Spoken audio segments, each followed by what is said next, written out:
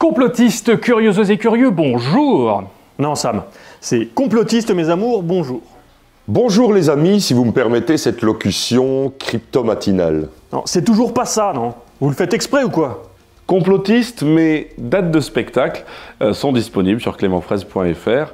Puis allez voir Fake Up aussi, qui est vachement bien, acheter mes livres. Bon, visiblement, quand on veut faire les choses correctement, faut les faire soi-même. Non mais oh, l'intro c'est complotiste mes amours, bonjour, espèce de pauvre merde. Ah, et puis merde là. Générique.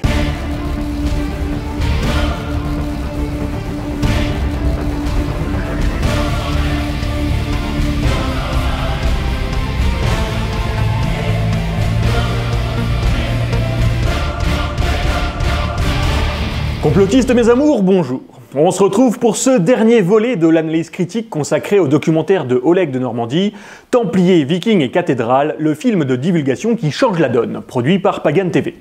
On a vu jusqu'à maintenant le délire sur les Vikings et leurs casques à cornes qui s'installent en Argentine, puis nous avons découvert cette pseudo-science magique qu'est la runomanie.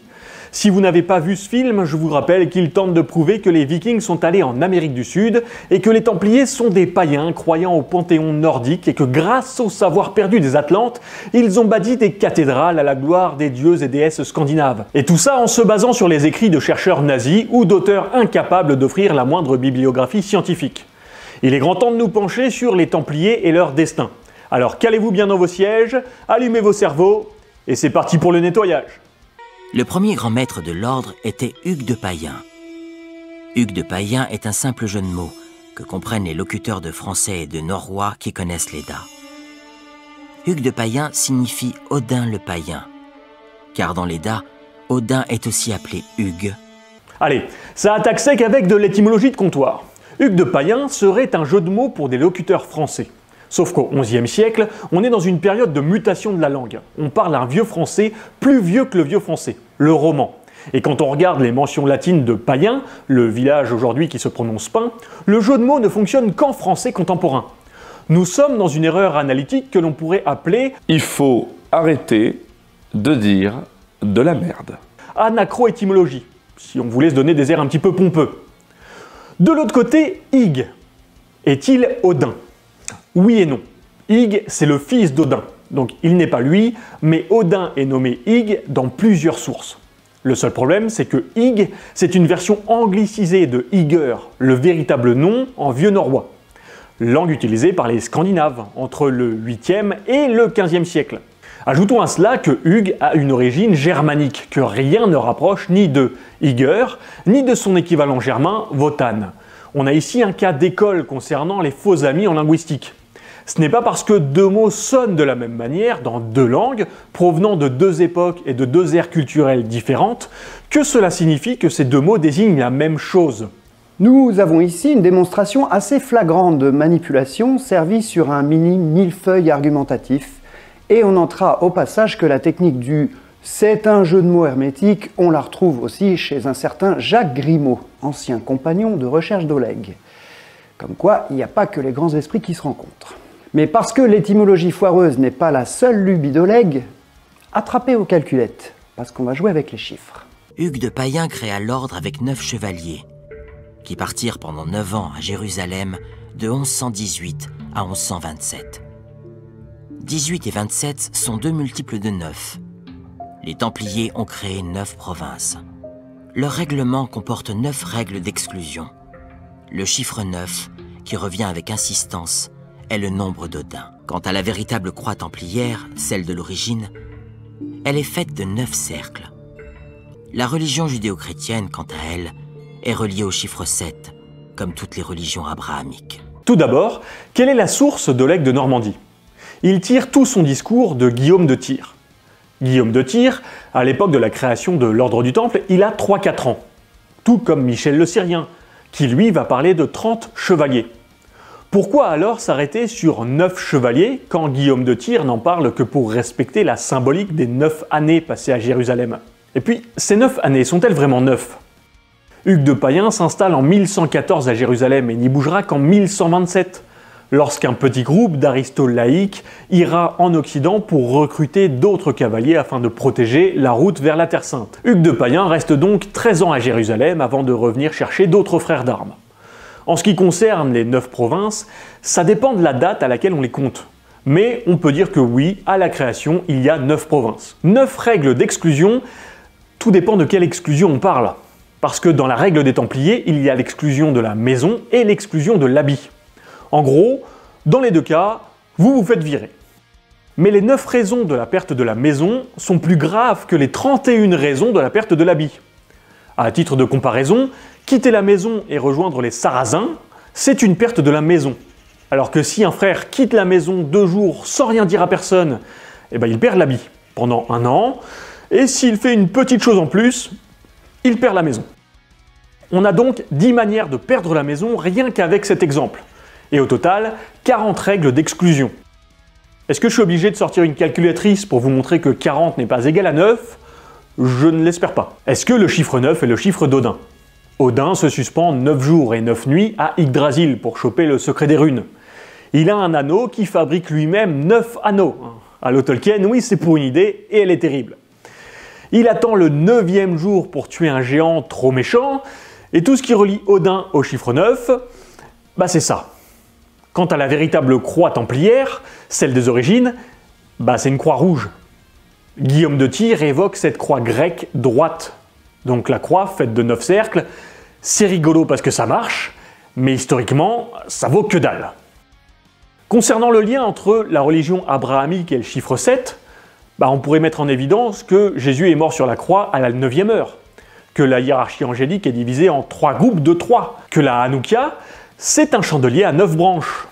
Bon, je vous laisse chercher ce que vous voulez, parce que quand on veut trouver des liens, on en trouve toujours. En gros résumé sur la trop mystérieuse affaire du chiffre 9, faut arrêter de dire de la merde. Les proto-templiers étaient une trentaine, Hugues de Payen a passé 13 ans sur place avant de revenir recruter en Occident, il y a bien 9 provinces, il y a une quarantaine de règles d'exclusion de l'ordre, la croix de l'ordre, à la base c'est une croix à 2 barres, c'est facile de relier ce qu'on veut à n'importe quoi, que ce soit Jésus ou Odin, surtout quand le n'importe quoi il est petit.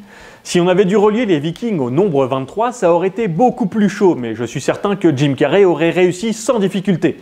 Et si vous n'avez pas la ref, essayez donc de le choper parce que c'est très éclairant sur l'état mental de certains gourous nazillons habituels. Et en parlant de ce genre d'auteur, voyons la suite et attendez-vous à une grosse révélation. Savez-vous qui est la fille du diable ? Eh ben c'est Notre-Dame. La fille du diable, c'est comme ça que les intégristes chrétiens appellent Notre-Dame de Paris. Cette abominable forteresse de Satan qu'ils appellent la cathédrale Notre-Dame. Alors fondamentalement, cet extrait n'est pas le plus pertinent concernant l'intérêt historique du propos. Mais il est un bel exemple des sources choisies par Oleg pour appuyer son discours. Pour avoir fait un tour sur Jésus-Christ TV, et cette vidéo en particulier, on y entend que le présentateur a passé toute son enfance chez les jésuites, qu'il qualifie de lucifériens. C'est donc juste une dérive néo-évangélique tout droit venue du Texas. Est-ce scientifiquement rationnel de se baser sur la vie d'un gars surfant sur un soi-disant renouveau spirituel pour affirmer quoi que ce soit sur l'histoire de l'édification des cathédrales par des vikings templiers païens atlantes? Évidemment non. Quant à l'étendard des Templiers, il s'appelle le Beau Sang. Alors là, en fait, il s'agit d'un jeu de mots avec beau sang. Tout simplement, si vous dites beau sang à l'envers, ça fait en Beauce. La Beauce, c'est la vraie origine des Templiers. Avant la Champagne, il y a la Beauce. Et Beauce, ça vient d'où? Ça vient du norrois, Beoth. En norrois, ça veut dire plaine. Et on repart pour un tour gratuit d'étymologie de comptoir. Moi, je pense que l'étendard des Templiers, le beau sang, est en fait un jeu de mots avec le beau, le joli, et le sang qui circule dans nos veines. Le beau sang désigne donc l'élite du royaume, le sang pur, pas les pauvres moldus incapables de monter à cheval. Maintenant qu'on a bien montré que faire de l'étymologie à partir de jeux de mots foireux ne mène à rien, je vous laisse proposer votre idée de l'origine du beau sang dans les commentaires. Et maintenant, un peu de sérieux. Le beau sang, c'est le diminutif du gonfanon beau sang. Un gonfanon, c'est une grande pièce de tissu rectangulaire qu'on fixe à un mât ou une lance pour en faire une bannière. Beau sang, c'est un ancien terme qui désignait la robe bicolore d'un cheval noir et blanc. De fait, le gonfanon beau sang est une bannière noire et blanche. Quant à l'origine des Templiers en Beauce, on en est loin puisque les Templiers sont nés en Terre Sainte. C'est autour de Jérusalem qu'ils se sont formés et c'est là-bas qu'ils ont commencé à sécuriser les routes de pèlerins. Donc il n'y a aucun lien entre la Beauce et les Templiers. Et je ne vais pas m'étaler sur le terme Bioth en norrois qui voudrait dire la plaine selon Oleg, parce que j'ai eu beau chercher dans tous les lexiques possibles et imaginables, aucune plaine ne s'est jamais dit Bioth dans aucune langue scandinave. Il faut arrêter de dire de la merde. Mais restons sur le beau sang et sur la croix des Templiers. Elle comporte 8 sommets. Or, le chiffre 8 est lié au temps et à l'hermétisme, notamment parce que l'hermétisme permet de traverser le temps. C'est pourquoi l'hermétisme, dans sa capacité à traverser le temps, est symbolisé par un cheval à 8 pattes. Ouais. Bon alors Bambou, déjà, Oleg il a choisi la croix templière qu'il a rangée pour sa petite démonstration. Mais tu sais quoi, laissons pisser. Dans les traditions anciennes, c'est plutôt l'Ouroboros qui est signe du temps et de l'infini. Parce que le symbole utilisé par Oleg, celui-ci, il date vraiment de 1655 et provient d'un traité de maths anglais. L'auteur de ce traité de maths n'a jamais expliqué comment il en est venu à utiliser ce symbole et n'a en particulier jamais déclaré que c'était un 8 qu'il aurait renversé. Ah, et si tu te demandes Bambou, il est difficile de voir une influence maçonnique sur ce traité et donc sur le symbole introduit par le traité. Ne serait-ce que parce que l'auteur du traité est mort avant que la première loge maçonnique ne soit créée en Angleterre. Oh, et concernant le rapprochement entre la lettre H de hermétisme et le 8, parce que H est la 8e lettre de l'alphabet, garde-le en tête parce qu'on va en reparler. Ce qui est amusant, c'est que le sceau commun des Templiers est justement un hermétique cheval à 8 jambes. On constate en effet 2 cavaliers sur le cheval, soit 2 paires de jambes supplémentaires.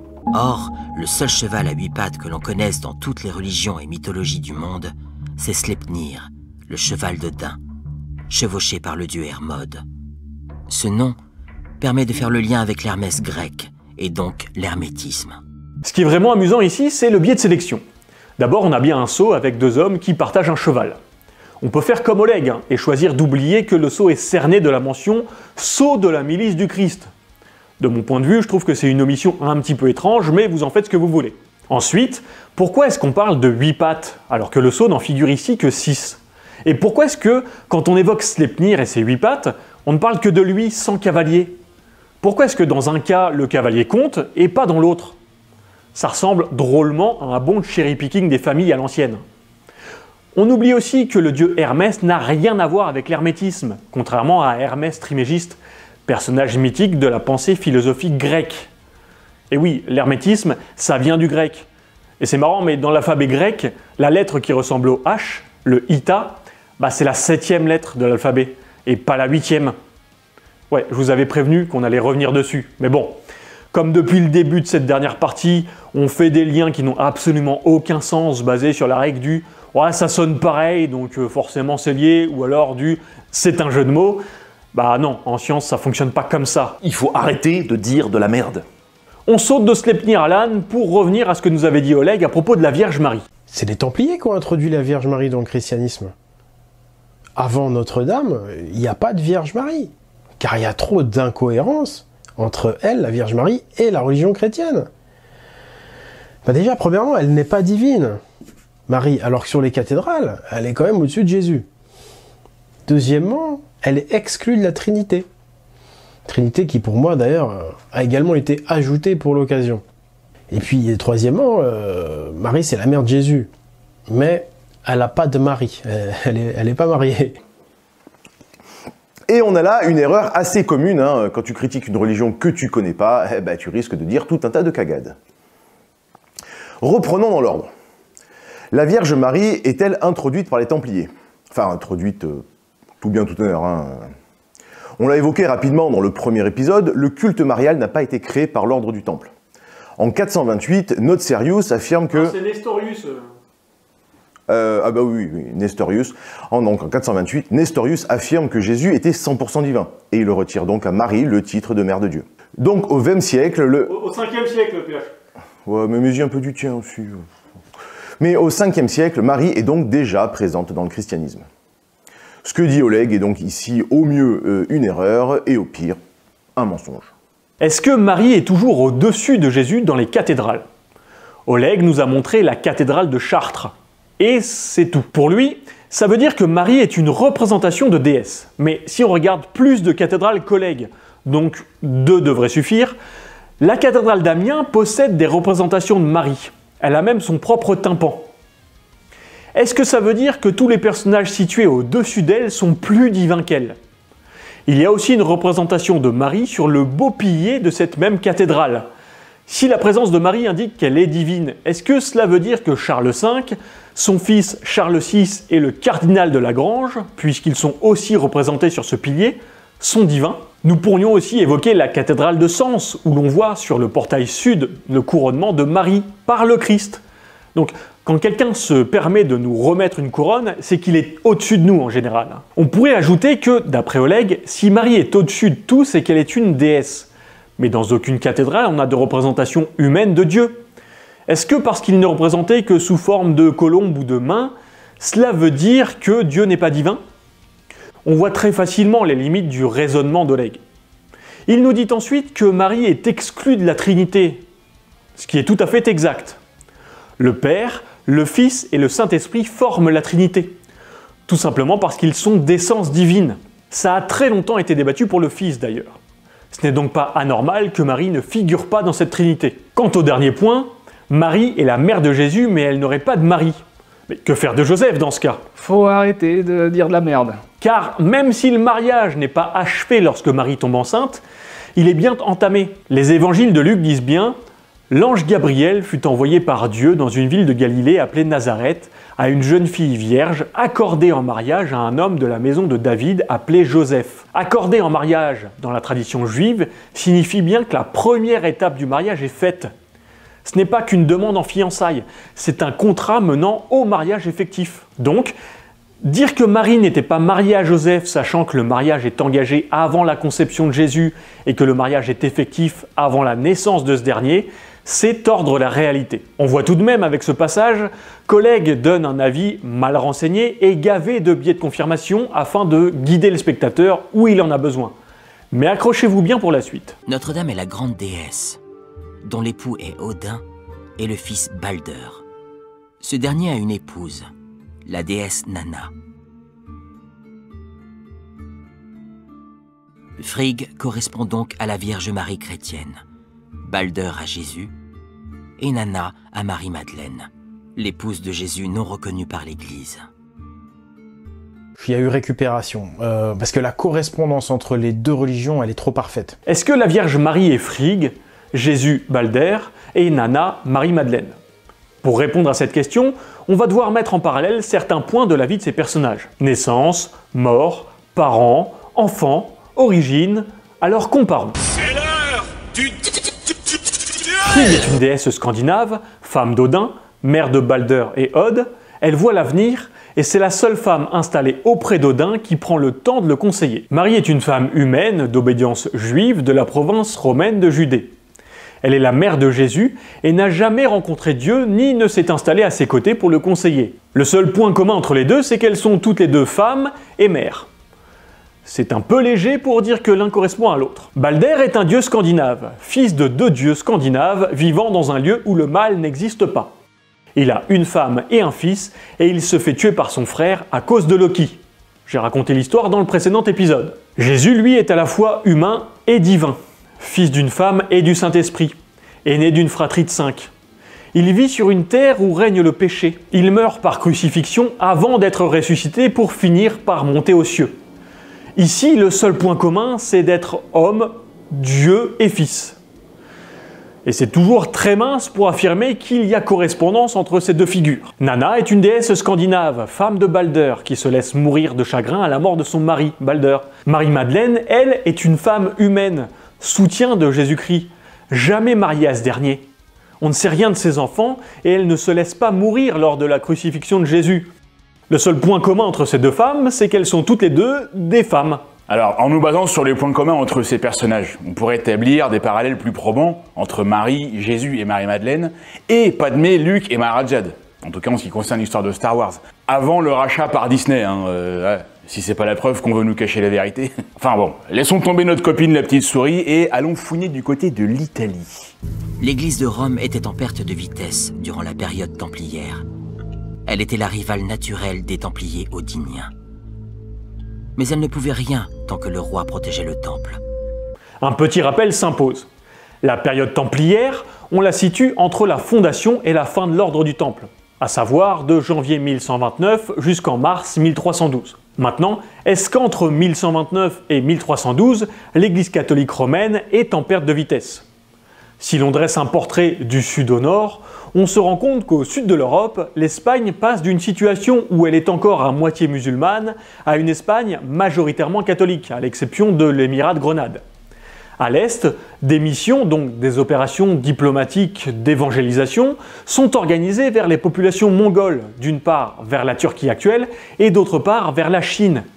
Et cette conversion des populations mongoles perdurera jusqu'à l'ascension de la dynastie Ming, qui interdira le culte chrétien à son peuple. Un peu plus au nord, on a une bulle du pape, donc un document officiel donnant des ordres ou accordant des autorisations particulières, qui autorise les chevaliers teutoniques à garder les terres qu'ils parviendraient à convertir dans les États baltes, et finalement, en Scandinavie, on a une série de 3 expéditions militaires d'évangélisation en Finlande. On appelle ça les croisades suédoises. Donc on a des Scandinaves qui vont évangéliser par la force des voisins du Nord.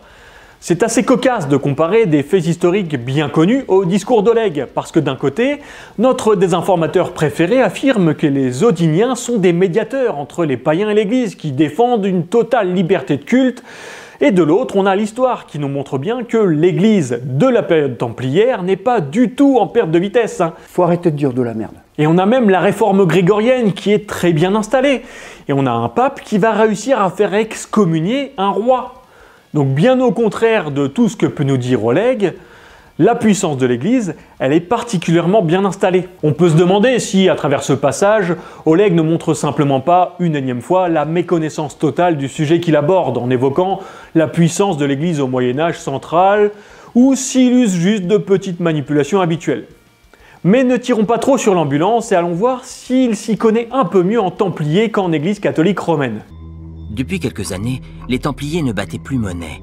Alors, comment est-ce qu'on bat monnaie à l'époque médiévale? Il faut avant tout du métal précieux pour fabriquer les monnaies et avoir un poids politique suffisant pour pouvoir faire rayonner son prestige.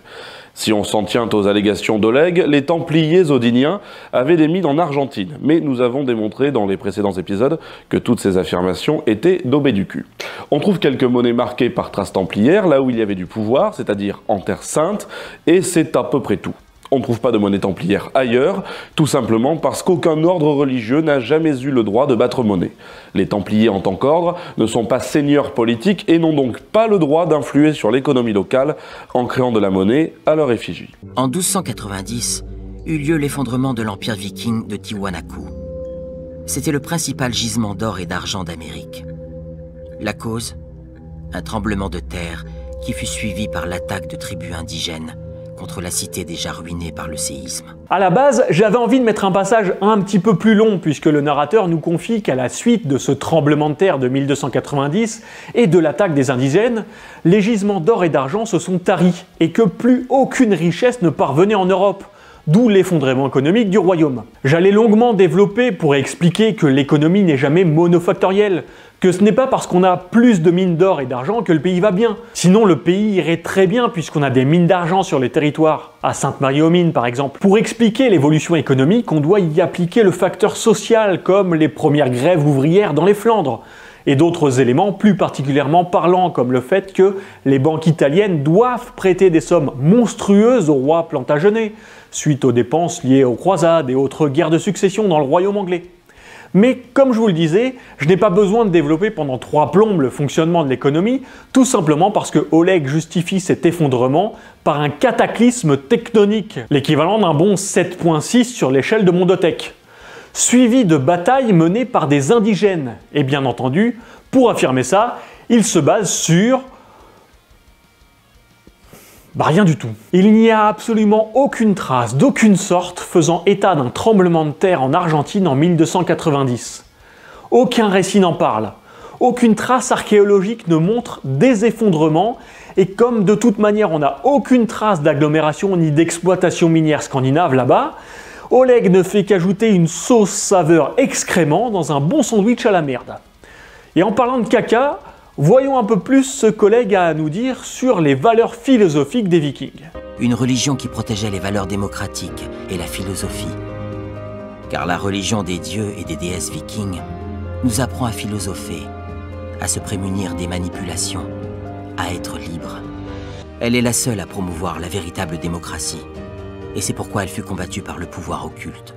Est-ce que la religion des Vikings, en admettant qu'on puisse parler de la religion, puisque leurs croyances ne sont pas exactement les mêmes d'un bout à l'autre du monde scandinave et encore moins selon la période, la religion des Vikings est vraiment une religion qui nous aide à philosopher, à esquiver les manipulations et à être libre? Il faut arrêter de dire du caca. Est-ce qu'elle parle de démocratie?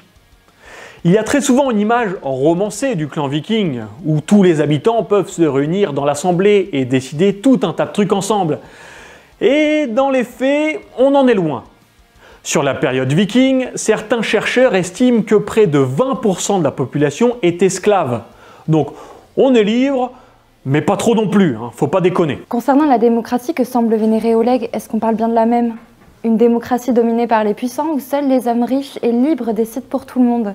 Une démocratie où les femmes n'ont que peu de droits, où elles ne peuvent être juges ni faire partie des jurys populaires lors de procès, où elles sont responsables de leurs actes, mais doivent être représentées par un père ou un mari hors veuvage. Si c'est ça la véritable démocratie dont parle Oleg, alors elle est équivalente à ce qui se trouve dans le reste de l'Europe. À l'exception des esclaves, hein, parce que l'Église n'accepte pas qu'un chrétien soit mis en esclavage. Enfin, Oleg parle de pouvoir occulte pour désigner l'Église. Et je vous rappelle que la croisade suédoise a été menée par des Scandinaves contre des Baltes pour diffuser la foi catholique. Mais nous pouvons aussi ajouter que du 5e siècle au 8e siècle, on trouve de nombreuses traces de l'expansion de la foi chrétienne auprès de ces peuples nordiques, notamment des bijoux représentant des Bibles ou des croix latines. Alors, pourquoi parler de pouvoir occulte? Parce qu'il faut, comme dans toute bonne histoire, un grand méchant, prêt à toutes les exactions pour arriver à ses fins. En avril 2019, la charpente de Notre-Dame de Paris a brûlé. La forêt, comme on la surnommait, était d'époque. Elle datait du XIIe siècle et elle était une preuve du passé odinien de la France. Elle comportait en effet les signatures runiques des bâtisseurs.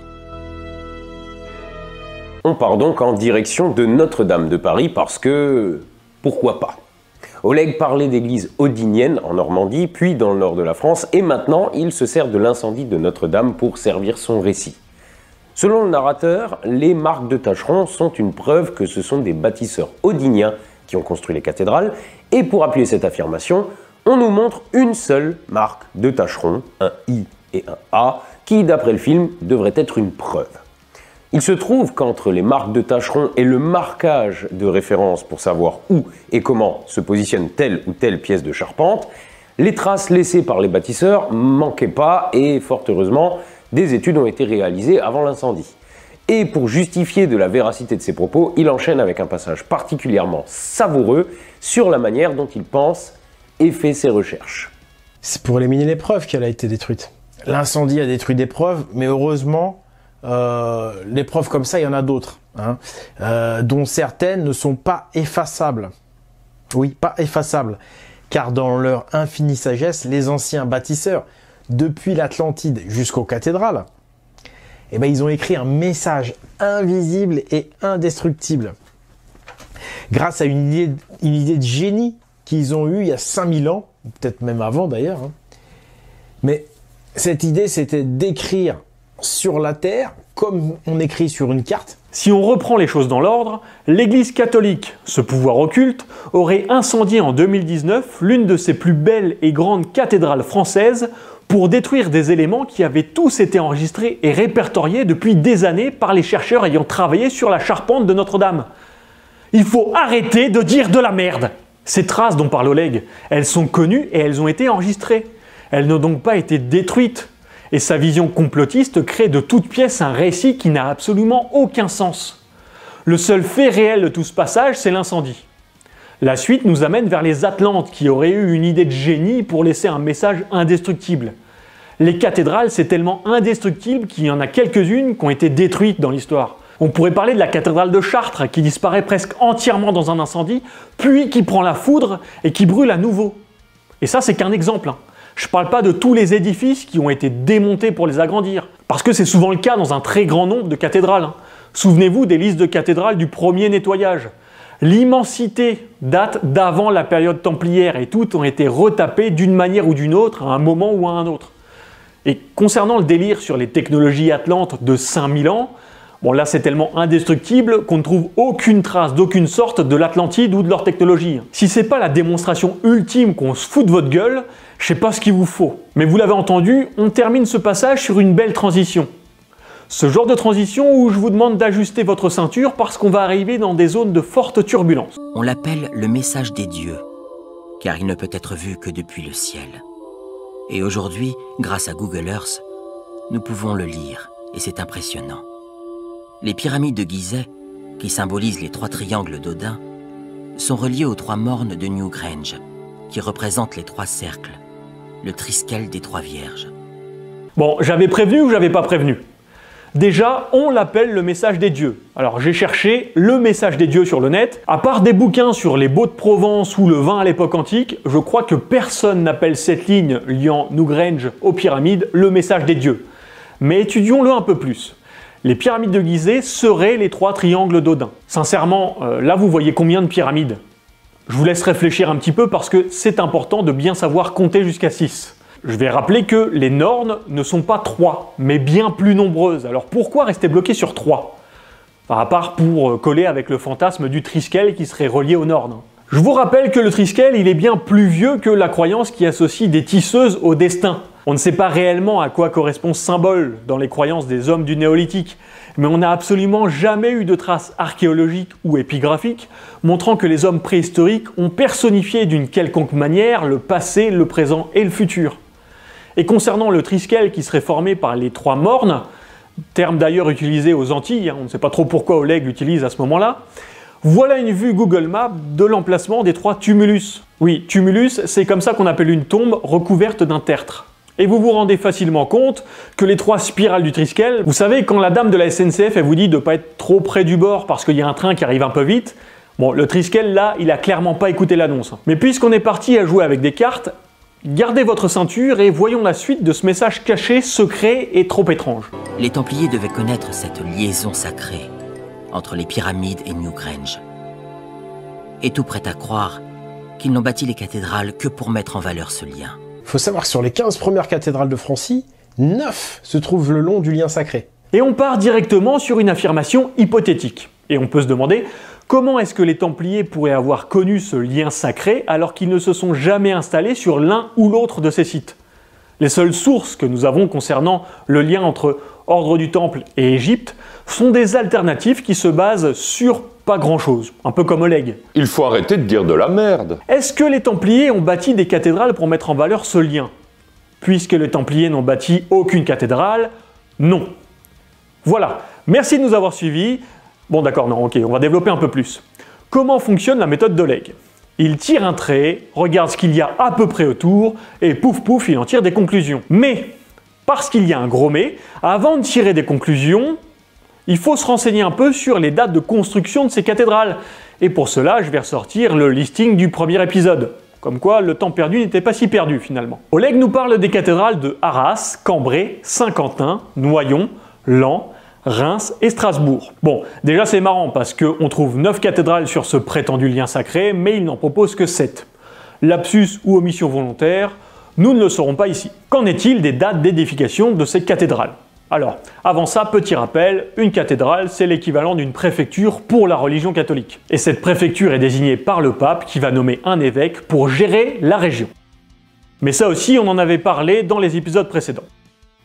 La cathédrale d'Arras a été fondée au 7e siècle, donc 400 ans avant l'apparition des Templiers. La cathédrale de Cambrai a été fondée en 1064, donc 75 ans avant l'apparition de l'ordre du Temple en Europe. La cathédrale de Saint-Quentin n'a jamais existé. C'est une basilique, dont les fondations remontent au 5e siècle, puisque le corps de Saint-Quentin a été déplacé pour éviter les pillages de l'époque. La cathédrale de Noyon est fondée au Haut Moyen-Âge, et elle est attestée entre 658 et 659, soit près de 5 siècles avant l'ordre du Temple. La cathédrale de Laon est fondée au 6e siècle, soit 6 siècles avant les Templiers. La cathédrale de Reims est fondée au 5e siècle, soit 7 siècles avant l'ordre du Temple. Et enfin, la cathédrale de Strasbourg est attestée en 728, donc à peu près 400 ans avant que les Templiers n'apparaissent. Aucune de ces églises, cathédrales ou pas, n'a été fondée alors que l'ordre du Temple existait. Donc, affirmer qu'elles sont là parce que les Templiers voulaient montrer un quelconque chemin, il faut vraiment arrêter de dire de la merde. Et même historiquement, ces cathédrales ne sont pas les premières du tout. Plus vieilles qu'elles, on pourrait citer Angoulême, Chartres, Besançon, Bayonne, Coutances, Marseille, Le Mans, Metz et quelques autres. On peut mettre en lumière le fait que Oleg nous propose 9 cathédrales mais n'en présente que 6 et attribue à la 7e un faux statut pour satisfaire son récit. C'est de la manipulation pure et dure. Si vous regardez le film tranquillement avec des amis et des chips, ça passe tranquillement. Mais malheureusement pour le montant libre, il ne s'arrête pas là. Alors enchaînons. Alors, comment des villages ont pu avoir d'aussi grandes cathédrales? Pourquoi on leur a construit des cathédrales comme ça, alors que des villes beaucoup plus grandes dans le pays vont devoir attendre des siècles pour avoir la leur? Ça paraît évident qu'il y avait une volonté délibérée de construire à cet endroit-là. Alors là, on a vraiment une putain de phrase de champion. Et je vous lance un petit défi à vous toutes et tous qui regardez cette vidéo. J'aimerais que vous me trouviez un seul endroit où on a construit un bâtiment sans la volonté délibérée de construire à cet endroit-là. Ça vous semble jouable?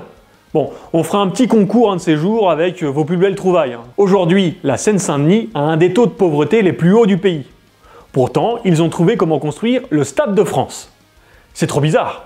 Probablement parce que des Atlantes au pouvoir ont voulu symboliser quelque chose. Bon, encore une fois, et on en a déjà parlé dans tous les épisodes précédents, Oleg tente d'enfoncer le clou du « c'est trop bizarre qu'ils aient enfin trouvé l'argent pour construire ça », c'est financé principalement par des évêques qui sont nommés par le pape et qui veulent bien montrer à tout le monde qui c'est le patron. Il faut se sortir de la tête l'image du curé un peu pauvre qui roule en vélo à la campagne, parce que pour être évêque à l'époque, il faut être instruit. Et les personnes instruites, on les trouve souvent dans les familles aristocratiques. Les premiers fils, ils sont souvent formés à devenir chefs de famille et les héritiers. Les fils suivants, on va les envoyer dans les ordres. Ils vont faire des trucs de religieux parce qu'on ne pourra pas donner des terres à tout le monde. Et l'avantage de posséder des terres quand on est dans l'ecclésiarchie, c'est qu'on n'a pas besoin de donner nos terres en héritage derrière. On a des mecs instruits qui ont gravi les échelons dans l'église et qui ont des ressources énormes. La meilleure solution pour améliorer la réputation d'une famille, c'est simple. Construire de magnifiques églises cathédrales. N'importe quel bouquin ou étude aujourd'hui sur le financement des édifices de culte le décrit dans le détail. C'est fou d'être à ce point paresseux intellectuellement que même les bases soient inconnues à Oleg. Mais peut-être qu'en travaux pratiques, il se débrouille mieux. Si l'on étudie l'orientation de Notre-Dame de Chartres, on constate qu'elle est orientée au nord-est, avec un angle qu'aucun chercheur n'a été capable d'expliquer. Pour découvrir le secret de l'orientation de Notre-Dame de Chartres, il faut lire le message des dieux. Pour cela, il suffit d'utiliser Google Earth et de prolonger la direction pointée par la cathédrale. On découvre alors que la cathédrale est orientée vers Verden en Allemagne, mais à l'époque, c'était la Saxe, le pays des Saxons.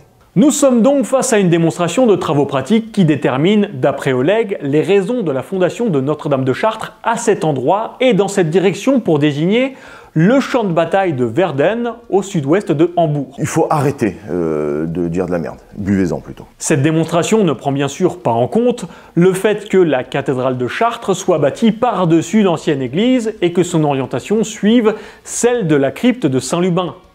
Dans cette crypte, on trouve des murs, vestiges de la première église et des marches du 8e siècle. Oleg nous le dira plus tard, mais il estime que l'orientation de la cathédrale doit montrer le lieu d'exécution des païens à Verden. Mais quand on sait que l'orientation de l'église est antérieure à cette guerre de Saxe, toute sa démonstration tombe à l'eau. Et visiblement, il ne sait pas nager. Mais admettons que nous refassions l'expérience sur Google Earth. En partant de Verden, est-ce que nous avons un alignement correct avec Notre-Dame de Chartres? Comme vous pouvez le voir ici, j'ai deux tracés. Un qui va à Verden, pour les raisons que Oleg évoque, et l'autre qui va à Hambourg, tout simplement parce que nous avons ici une église, donc qui sert à apporter le salut, donc à sauver les âmes du bourg qui l'entoure. Hambourg, Hambourg, c'est un jeu de mots, donc normalement, Oleg est capable de faire pareil. C'est très curieux qu'il n'y ait pas pensé d'ailleurs. Mais passons au détail. Si on zoome sur Notre-Dame de Chartres, on peut voir que l'alignement avec Verden, ici en rouge, est plus que limité, alors que l'alignement avec Hambourg suit parfaitement le faîtage du toit de la cathédrale. Mais bien plus surprenant, si vous cherchez le long de cette ligne tracée par mes soins, vous verrez des éléments très étranges. Par exemple, ceci. Cette tour qui coupe pile mon tracé, comme pour signifier le X qui marque le trésor des Templiers de Chartres. Ou encore ceci, probablement une marque d'atterrissage d'un vaisseau Atlante, tripode, suivi de traces de véhicules militaires venus les escorter ou les accueillir peut-être. On nous cache tout.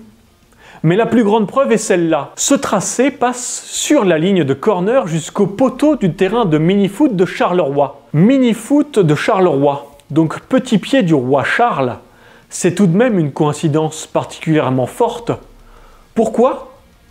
Aucune idée, mais pour citer un de mes plus grands fans, ce sera dans mon prochain film. Vous vous en rendez compte, les traits tirés sur une carte à des distances comme celle-là, sans tenir compte ni du contexte culturel, ni de la cohérence des dates, ça n'a absolument aucun sens. Mais voyons ce que collègue a à nous dire sur les guerres saxonnes de Charlemagne. Puis lors de cette guerre sanglante, l'Empire avait exterminé la population odinienne. Ce génocide est illustré par le massacre de Verdun où les soldats de l'Empire chrétien exécutèrent froidement toute une tribu odinienne. C'était en l'an 782. Le génocide de Verdun est en effet l'une des causes principales des invasions vikings. On remercie donc Oleg pour la publicité faite à cette guerre sanglante. Parce que si on commence à partir à la guerre avec des oreillers et des traversins, on n'a pas fini de se battre. Toujours est-il qu'on parle d'une guerre qui s'étale sur 30 ans et qui a pour but de conquérir et de convertir les Saxons. Un texte de référence nous raconte le massacre de Verdun, un texte dont l'authenticité n'a pas été remise en cause, mais qui a aujourd'hui disparu. Dans ce texte, Annal Regni Francorum, il est dit que ce sont les Saxons eux-mêmes qui ont livré les malfaiteurs responsables de la révolte. Charlemagne met à mort les traîtres selon les lois saxonnes, car à l'époque, c'est la loi de la personne qui s'applique, pas la loi du territoire. Si vous êtes saxon jugé à Marseille, c'est la loi saxonne qui s'applique. Si vous êtes marseillais en Saxe, c'est la loi de Marseille. Les Saxons livrent donc à leur roi les traîtres pour qu'ils les punissent suivant leur propre loi. Il n'y a donc aucune notion de génocide saxon et la justification de ce collègue appelle invasion scandinave, merci mais non merci. Il y a des incursions qui ont pour but de piller un max, les monastères ou toutes les places fortes peu protégées, pour récupérer du pognon afin de dépenser au retour chez eux. Les Vikings qui se sont installés en Francie, c'est le roi de l'époque qui leur a demandé de venir pour protéger les côtes de leurs cousins, les autres Vikings. Elle est belle l'invasion. On donne des terres à des mecs pour ne pas subir les pillages des autres et en échange, ils doivent se convertir, se baptiser et respecter le roi comme étant leur seigneur. Si les Vikings avaient décidé d'envahir les terres, ça se serait vu. Et en Angleterre, oui, il y a eu une petite installation scandinave jusqu'à ce que Guillaume le Conquérant ne débarque et ne se pose sur le trône. Rassurez-vous, on approche de la fin, mais restez attentifs quand même parce que cette conclusion, elle est folle. La pierre des cathédrales est un média qui traverse le temps. Les cathédrales mettent à disposition de tous un message qui reste à décoder. La pierre des cathédrales est effectivement un média qui traverse le temps. On le voit dans toutes les sculptures qu'on a évoquées durant ces 3 épisodes, les cathédrales offrent un panel des différents passages et personnages de la Bible ou des repères temporels du monde courant. Aujourd'hui, oui, certaines sculptures demandent un effort d'interprétation, mais l'humanité de l'époque savait de quoi il était question. Mais les historiens de l'art et les archéologues du bâti sont parfaitement capables de livrer les études nécessaires à la compréhension de ces bâtiments. Ceux qui veulent les faire passer pour des choses mystérieuses que personne ne peut expliquer ou comprendre sont soit flemmards, soit des manipulateurs en recherche de prestige et de monnaie sonnante et trébuchante. Comment, me direz-vous, peut-on savoir dans quel camp se situe Oleg? Il se peut que la fin de ce film nous livre quelques réponses. Les anciens sages avaient tout prévu. Ils savaient qu'un jour, un homme capable de chevaucher Sleipnir surgirait et ramènerait à la vie le message des bâtisseurs. En comprenant Notre-Dame, nous réalisons la prophétie de Leda. Elle prévoyait qu'un jour, Hermod s'incarnerait pour chevaucher Sleipnir et ramener le message des dieux. Un message faisant renaître la religion primordiale pour laquelle les Templiers et les Vikings ont sacrifié leur vie. Nous sommes à ce moment de l'histoire. Vous avez bien entendu. Les anciens sages dont parle le narrateur sont probablement les Atlantes qui ont été cités à quelques reprises dans le film. On apprend donc ici, sans aucune source, que les Atlantes connaissaient Hermod et Sleipnir. Mais bon, est-ce bien grave de laisser passer ce genre d'approximation mythologique? Et à un moment donné, faut arrêter de dire de la merde, quoi. Ce qui est plus dérangeant, c'est ce qu'Oleg dit à propos de Leda. Oleg évoque Leda de Snorri, celle qu'il vend d'ailleurs une vingtaine d'euros sur son site alors qu'on peut la trouver gratuitement en ligne. On nous dit que ce récit est prophétique et prévoyant le retour de Hermod. J'aurais aimé vous citer le passage pour vous dire à quel point Oleg s'est fourvoyé, mais je n'ai trouvé dans l'Edda aucune mention de cette prophétie. Et même chez les Scandinaves, l'idée de réincarnation n'a pas vraiment de sens. Éventuellement, certains chercheurs alternatifs essaient de nous faire croire que le Huger serait l'esprit des ancêtres qui reviendrait dans un nouveau-né. Bon, dans aucun texte ni aucune pratique religieuse scandinave, on ne trouve ce genre de référence. Mais alors, pourquoi affirmer que nous serions à un moment de l'histoire où un homme serait la réincarnation d'Hermod, chevauchant Sleipnir? Qui est cet homme et de quel moment de l'histoire parle-t-il? Voyons la suite pour le comprendre. À notre époque où la liberté, la justice et la démocratie sont à l'agonie, la religion primordiale, celle des philosophes, apparaît comme l'ultime chance de régénérer ses valeurs. Pour approfondir, nous conseillons le livre Notre-Dame d'Odin, d'Oleg de Normandie. Ce film a pu être produit et proposé gratuitement grâce aux dons et au bénévolat d'une poignée d'hommes et de femmes. Il reste d'autres films à produire. Je vous parlais tout à l'heure de différents types de chercheurs ratés, entre les flemmards et les manipulateurs pécuniairement intéressés. Je crois que nous avons maintenant notre réponse. Et au cas où ces petits passages de conclusion suffiraient pas, regardons la fin, la toute fin de ce film. Et soyez bien attentifs.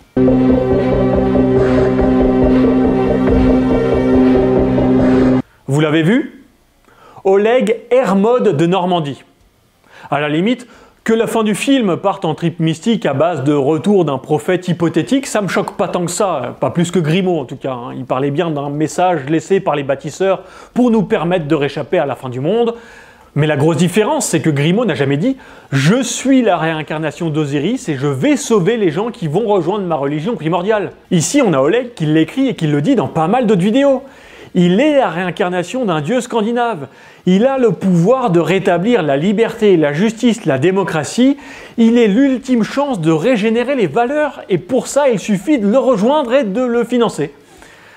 La situation est plus que préoccupante parce que dès qu'un chercheur publie un article mettant à mal ses idées ou qu'un simple débunker comme moi s'intéresse à son travail, nous sommes directement classés dans les rangs de la nouvelle Inquisition qui cherche à le faire taire.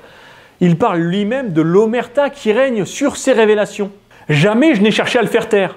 Par contre, j'aimerais qu'il parte en arrêtant de mentir et j'aimerais que les gens qui le suivent ne gobent pas tout ce qu'il dit juste parce qu'il se donne des airs de prophète.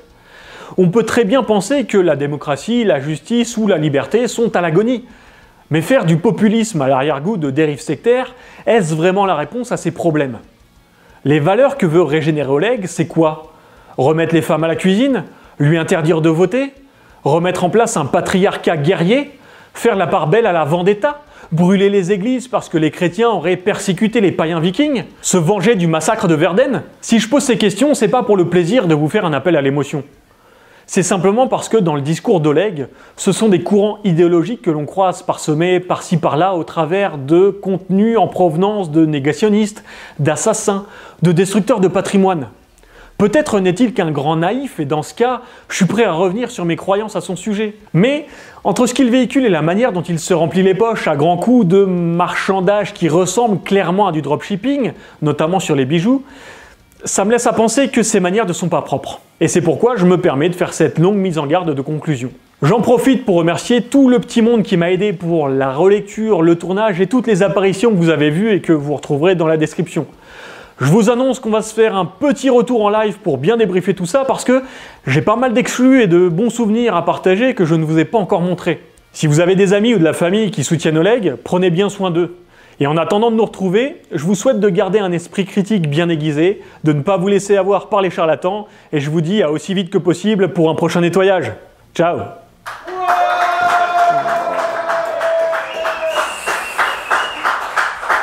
Ok, on la double par sécu. Enculé.